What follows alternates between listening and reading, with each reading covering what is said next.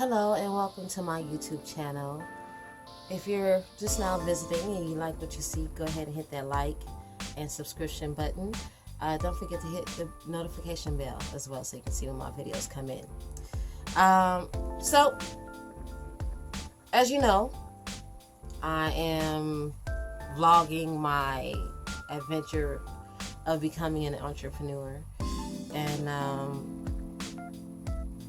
one thing I've learned is that ultimately you just end up trying to figure things out, put things together like a puzzle, particularly your schedule and things you're going to do throughout the week and planning and stuff like that. And that would include a morning routine. So I decided I'm going to show you my brand new morning routine. Literally completely different habits, everything coming together, checklist to go with it. I'll even show you the app that I'm using. But this is definitely part of the journey.